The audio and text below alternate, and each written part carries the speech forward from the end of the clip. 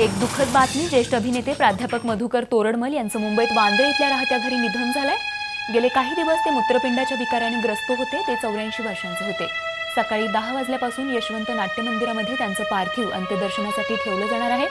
मधुकर तोरडमल यांना काही दिवसांपूर्वीच एशियन हार्ट रुग्णालयात उपचारांसाठी दाखल करण्यात आलं होतं. मात्र वयोपरत्वे काही सुधारणा होत नसल्यानं त्यांना घरी पाठवण्यात आलं होतं. शुक्रवारी संध्याकाळपासून ते बेशुद्ध अवस्थेत होते. मधुकर तोरडमल यांनी अहमदनगरमधल्या महाविद्यालयात इंग्रजीचे प्राध्यापक म्हणून काम केलं होतं. अभिनयाच्या आवडीपोटी त्यांनी मुंबई गाठली आणि आपल्या प्रदीर्घ नाट्य कारकिर्दीत मधुकर तोरडमल यांनी अनेक नाटकांमधून विविधांगी भूमिका साकारल्या. मराठी नाट्यसृष्टीत मधुकर तोरडमल हे मामा या नावानं सुपरिचित होते. अभिनयासोबतच लेखक, अनुवादक, निर्माता अशा विविध जबाबदाऱ्या त्यांनी यशस्वीपणे पार पाडल्या होत्या. त्यांनी लिहिलेलं तरुण तुर्क म्हातारे अर्क हे नाटक विशेष गाजलं. या नाटकाचे 5000हून अधिक प्रयोग झाले. या नाटकामध्ये तोरडमल यांनी साकारलेली प्राध्यापक बारटक्के ही भूमिका विशेष गाजली. लेखक म्हणून त्यांनी कादंबरी, नाटक, चरित्र असे साहित्यपर हाताळलं होतं. तर अगाथा ख्रिस्ती या लेखिकेच्या कादंबऱ्याचा त्यांनी अनुवादही केला होता.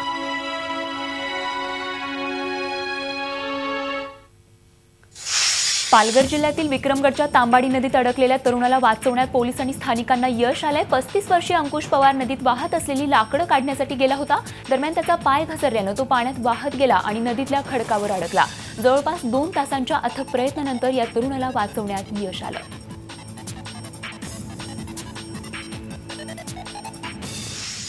पावसाच्या पहिल्या काही सरीतच अवघ्या कोकणचं रुपडं पालटून जातं. जागोजागी लहान मोठे धबधबे आणि अंगावर हिरवा शालू पांघरावा तशी सजलेली धरती. कोकणातला पाऊस अनुभवणं म्हणजे एक सुखद अनुभवच असतो. रत्नागिरी जिल्ह्यातल्या नयनरम्य सवतसडा आणि पानवलच्या धबधब्याला पर्यटकांची अधिक पसंती असते. सवतसडा धबधबा महामार्गाजवळच असल्यानं पर्यटकांना इथे पोहोचणं सहज शक्य आहे. निसर्ग अनुभवण्यासाठी पावसाळ्यात पर्यटकांची पावलं आपसुकच सवतसडा धबधब्याकडे वळतात आणि कोसळणाऱ्या धबधब्याखाली भिजण्याचा मनमुराद आनंद आवरता येत नाही.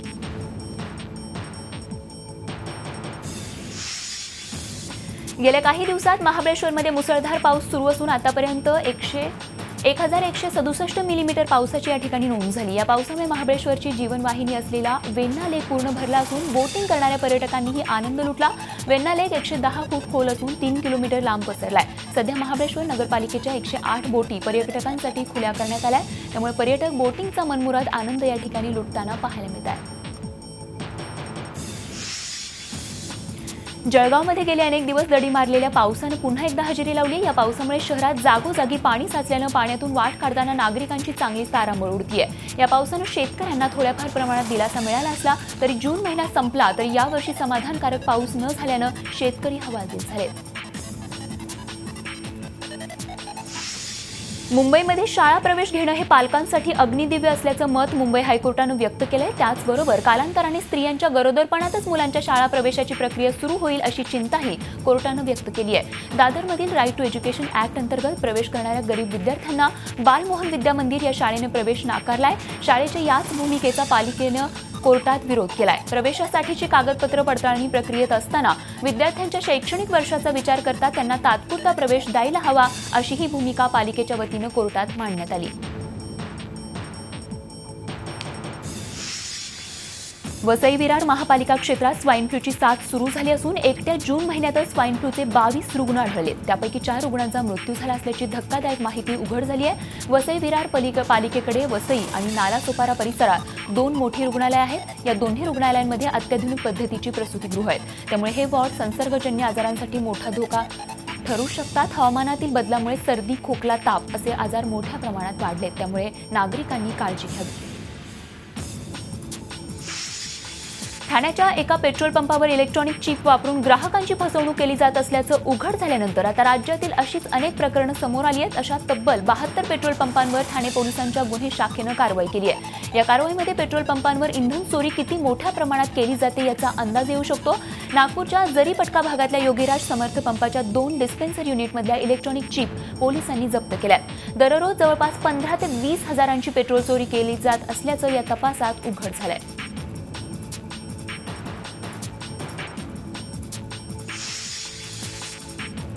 संकेश्वर जवळील कणगला गावातील महिलांनी हायवे शेजारील दारू दुकानं फोडलंय। सर्वोच्च न्यायालयाच्या आदेशानुसार हायवे शेजारील दुकानं बंद करून गावातील प्राथमिक शाळेसमोर नवं दुकान सुरू करण्यात आलं होतं। मात्र हे दुकान शाळेसमोर असल्यानं ग्रामस्थ आणि महिलांनी विरोध केला होता।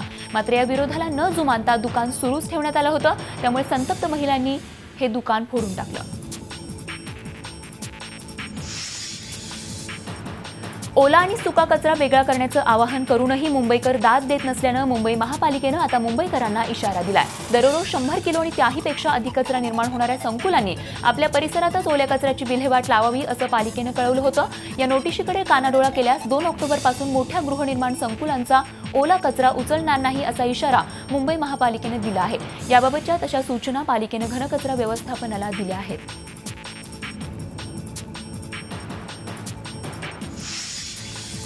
मुंबईसह देशभरात जीएसटी लागू झाल्यानंतर मुंबईच्या एंट्री पॉइंटवरील जकात नाक्यांना टाळं लागलंय। त्यामुळे या जकात नाक्यावर काम करणारे हजारो जकात एजंट एका रात्रीत बेरोजगार झालेत। जीएसटीला विरोध नसला तरी सरकारनं पर्यायी रोजगार द्यावा अशी मागणी यांनी केली आहे।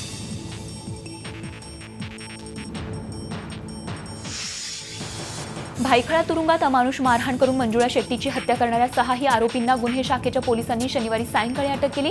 यामध्ये तुरुंग अधीक्षक मनीषा पोखरकरसह बिंदू नाईकवडे, वसीमा शेख, शीतल शेगावकर, सुरेखा गुळवे आणि आरती शिंगणे या तुरुंग पोलीस अधिकाऱ्यांचाही समावेश आहे। यापैकी बिंदूला 7 जुलैपर्यंत पोलीस कोठडी सुनावण्यात आली आहे। उर्वरित 5 जणींना न्यायालयात हजर करण्यात येणार आहे। तर दुसरीकडे या प्रकरणात सध्या अटकेत असलेले आमदार रमेश कदम यांनीही आपण घटनेचे प्रत्यक्ष साक्षीदार असल्याचा दावा केलाय।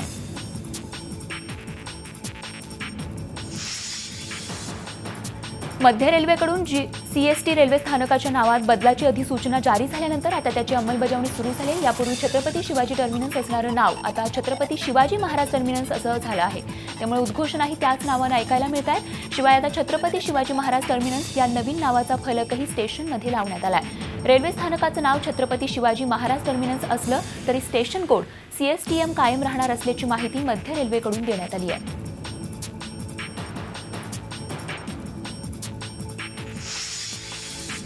पुण्यातील गरवारे महाविद्यालयात महारोजगार मेळावा आयोजित करण्यात आला होता। उद्योजकता मार्गदर्शन केंद्र आणि आबासाहेब गरवारे महाविद्यालय तसंच झेनसॉफ्ट यांच्या वतीनं या मेळाव्याचं आयोजन करण्यात आलं होतं। सामाजिक बांधिलकीतून तरुण विद्यार्थ्यांना रोजगार उपलब्ध होण्यासाठी हा मेळावा आयोजित केला गेला। या महामेळाव्यात 42 कंपन्यांनी सहभाग घेतला होता। तर 9237 तरुणांनी यामध्ये नोंदणी केली। त्यापैकी 1200 तरुणांना रोजगारही उपलब्ध झाला।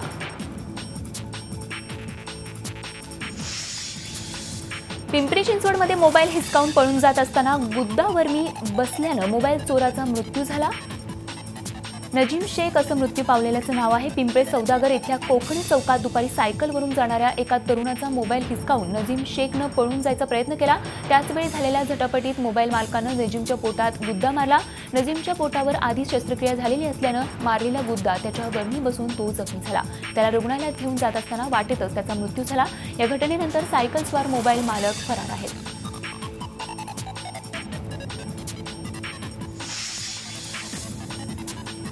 राष्ट्रवादी काँग्रेस पक्ष संघटनात्मक बांधणीसाठी मोहीम राबवणार आहे। 18 जुलैपासून संघटनात्मक बांधणीसाठी ही मोहीम राबवली जाईल। नेतृत्वाची दुसरी फळी तयार करण्यासाठी ही मोहीम राबवली जाणार असल्याचं राष्ट्रवादीचे प्रदेशाध्यक्ष सुनील तटकरे यांनी सांगितलंय। कोल्हापूरमध्ये आयोजित पत्रकार परिषदेमध्ये ते बोलत होते। दरम्यान कर्जमाफीच्या मुद्द्यावर सरकार शब्दाचा खेळ करत असून त्यांनी हा खेळ थांबवला नाही तर येत्या अधिवेशनात आवाज उठवणार असल्याचा इशारा अजित पाटील यांनी यावेळी दिलाय।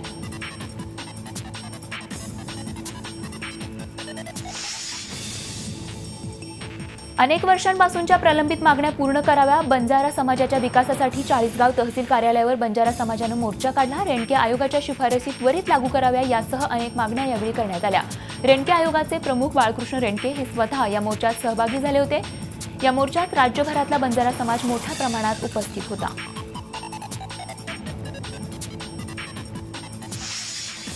जैन इंटरनॅशनल ऑर्गनायझेशनच्या वतीनं मुंबईमध्ये बिझनेस फोरम कार्यक्रमाचं आयोजन करण्यात आलं। या कार्यक्रमाला महाराष्ट्र आणि गुजरात या 2 राज्यांचे मुख्यमंत्री तसंच केंद्रीय पेट्रोलियम मंत्री धर्मेंद्र प्रधान आदी मान्यवर उपस्थित होते। जैन धर्मात सामाजिक काम करणाऱ्या व्यक्तींचा यावेळी सत्कार करण्यात आला। गुजरात सरकारप्रमाणेच आम्हीही गोरक्षण करणं महत्त्वाचं मानतो असं यावेळी मुख्यमंत्री देवेंद्र फडणवीस म्हणाले। एक देश एक कायदा यामुळे विकासाला चालना मिळेल असंही ते म्हणाले।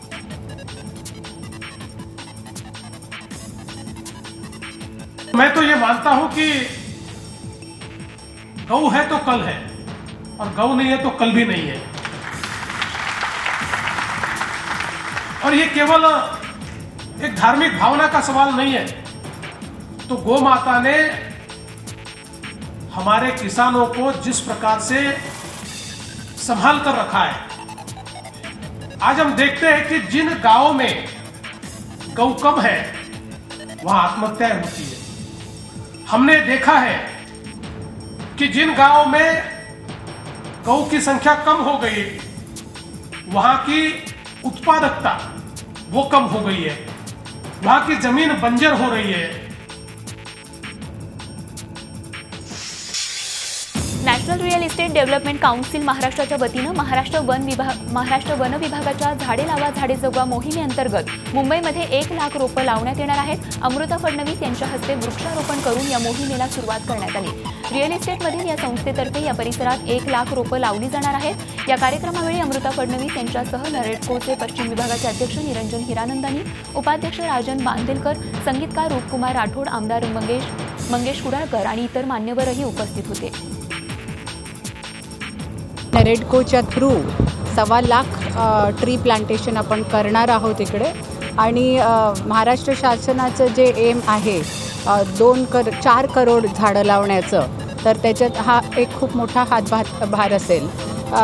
नरेडकोनी हे लक्षात घेतलं की सिमेंट कॉन्क्रीटच्या पुढे जाऊन आपल्याला छान ग्रीनरी तयार करायची आहे आणि ज्याला म्हणतात ग्रीन बेदिंग, जे जपानमध्ये खूप फेमस एक कॉन्सेप्ट आहे, तसं करण्यासाठी याच्यामुळे खूप हातभार लावला जाईल याची मला खात्री आहे। निफाड हे न्यायमूर्ती रानडे यांचं जन्मस्थान। ब्रिटिश काळामध्ये न्यायमूर्ती रानडे यांनी समाज सुधारणेसह साहित्य क्षेत्रातही भरारी घेतली होती।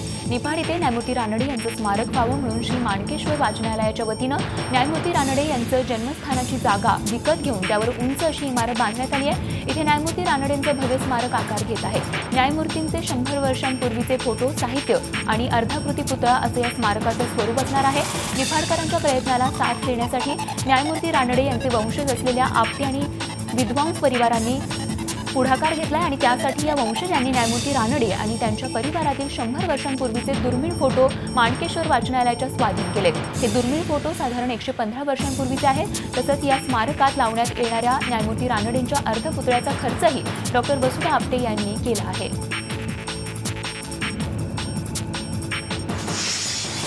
जागतिक पातळीवरील गुंतवणूकदारांना लागणाऱ्या मूलभूत सोयी सुविधांचा विचार करूनच नाशिक महानगराचा विस्तार केला जाणार असल्याचं महानगर विकास प्राधिकरणाचे अध्यक्ष महेश झगडे यांनी नाशिकमध्ये स्पष्ट केलं।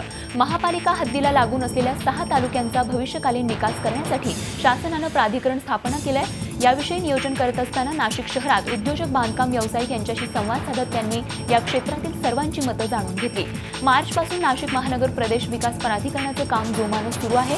या चर्चेदरम्यान विकासामध्ये मर्यादित क्षेत्राचा विचार न करता जागतिक पातळीवरील गुंतवणूकदारांच्या हिशेबाने नवीन विकासाची संकल्पना बांधकाम क्षेत्रातील तज्ज्ञांनी मांडली। गुंतवणूक झाली तर रोजगार निर्मिती होईल आणि त्यातून क्रयशक्ती वाढीस लागून उद्योग, बांधकाम व्यवसायाला पूरक चालना मिळू शकते आणि त्यातूनच खरा विकास होऊ शकतो, हे त्यांनी अधोरेखित केलं।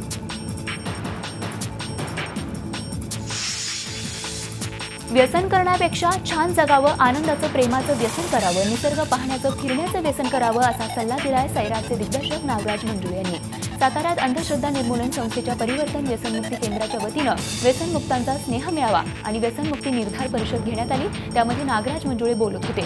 डॉक्टर नरेंद्र दाभोळकरांनी सुरू केलेल्या या संस्थेमुळे आज हजारो लोक सुखी जीवन जगत आहेत। गेली 25 वर्ष ही संस्था व्यसनमुक्तीसाठी अविरत काम करत असून त्याचा भाग म्हणून ही परिषद घेण्यात आली होती। यावेळी या संस्थेच्या मदतीमुळे व्यसनमुक्त लोकांनी आपल्या जीवनात झालेलं परिवर्तन इतरांपुढे मांडलं।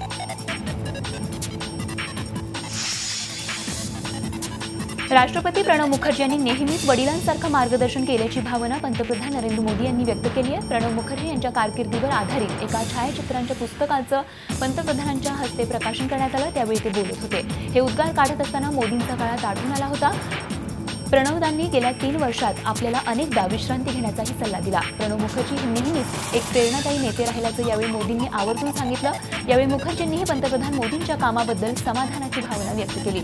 मुखर्जी आणि मोदी यांच्या व्यक्ती म्हणून मतभेद असले तरी त्याचा पंतप्रधान आणि राष्ट्रपती यांच्यातल्या संबंधांवर कधीही परिणाम होऊ दिला नाही असं मुखर्जींनी म्हटलं.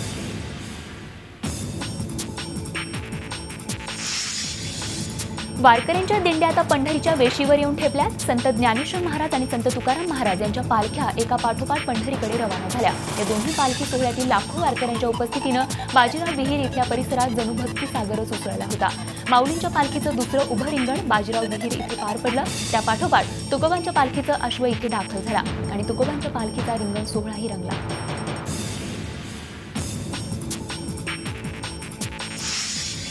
आषाढी वारीतील पालखी सोहळ्यातील सर्वात मोठं गोल रिंगण वाखरीत बाजीराव विहिरीजवळ उत्साहात पार पडलं. संतश्रेष्ठ ज्ञानेश्वर महाराजांच्या पालखीत हा रिंगण सोहळा अतिशय दिमाखात पार पडतो.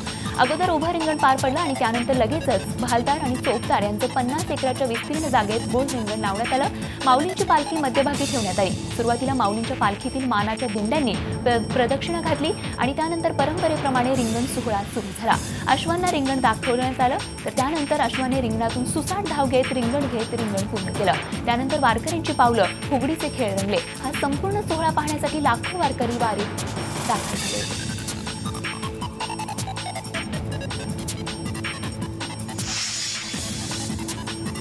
चंद्रपूर जिल्ह्यातील वरोरा शहराजवळ खासगी बसला झालेल्या अपघातात बसमधील 15 प्रवासी जखमी झालेत. बागडी ट्रॅव्हल्स कंपनीची ही बस चंद्रपूरहून नागपूरकडे जात होती.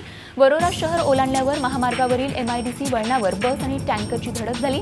बसमधील 40 पैकी 15 प्रवासी जखमी झालेत. अपघातानंतर तातडीने बचाव कार्य सुरू करण्यात आलं तर सर्व जखमींना उपचारासाठी वरोरा इथल्या उपजिल्हा रुग्णालयात दाखल करण्यात आलं.